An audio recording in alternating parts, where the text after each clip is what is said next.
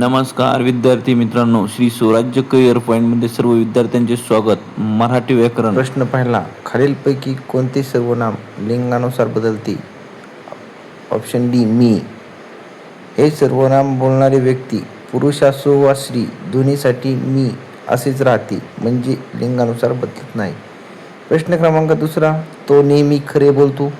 या वाक्यातील क्रियापदाचा काळ कोणता आहे? रीती वर्तमान काळ. बघा, जेव्हा वर्तमान काळात एखादी क्रिया सतत घडण्याची रीत किंवा सवय असते तेव्हा त्याला रीती वर्तमान काळ असे म्हणतो. बघा, प्रश्न क्रमांक 3, नामाच्या नंतर येणाऱ्या विशेषणाला व्याकरणात काय म्हणतात?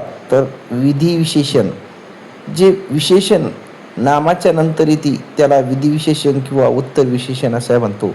प्रश्न क्रमांक 4, रडणारे बाळ. या शब्दासमूहातील रडणारी हे कोणत्या प्रकारचे विशेषण आहे? तर हे धातुसाधित विशेषण आहे. रड या मूळ धातूपासून रडणारी हे विशेषण तयार झाले आहेत, म्हणून ते धातुसाधित आहे.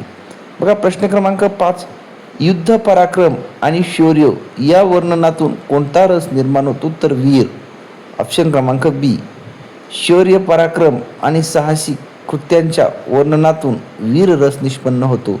प्रश्न क्रमांक 6, आई मुलाला हसवते. या वाक्यातील हसवते हे कोणत्या प्रकारचे क्रियापद आहे? तर प्रयोजक. ऑप्शन क्रमांक ए हे त्याचं योग्य उत्तर आहे. जेव्हा करता स्वतः किंवा न करता दुसऱ्याकडून ती क्रिया करून घेतो त्याला प्रवृत्त क्रियापद असे म्हणतो. बघा, प्रश्न क्रमांक 7, ज्या नामाबद्दल विशेषण माहिती सांगते त्या नामाला व्याकरणात काय म्हणतात? तर विशेष्य. नामाबद्दल विशेष माहिती सांगले जाते त्या नामाला विशेष असे बोलले जाते. यानंतर प्रश्न क्रमांक 8, दुभत्या गाईला लाथा गोड. या म्हणीचा अचूक अर्थ काय? तर फायद्यासाठी अपमान सहन करणे हे त्याचं योग्य उत्तर आहे. एखाद्या गोष्टीपासून फायदा होणार असेल तर त्या व्यक्तीकडून होणारा त्रास किंवा अपमान सहन करणे या म्हणीचा अर्थ होतो. बघा, प्रश्न क्रमांक 9, क्रियापदातील प्रत्यय विरहित मूळ शब्दाला काय म्हणतात? तर धातू. क्रियापदाच्या प्रत्यय नसलेल्या मूळ रूपाला व्याकरणात धातू असे म्हणतात.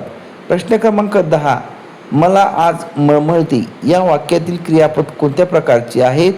तर मळमळते हे भावकृत क्रियापद आहे. जेव्हा क्रियापदाचा अर्थ वाक्याचा कर्ता असतो व स्वतंत्र कर्ता नसतो तेव्हा ते भावकृत क्रियापद असते.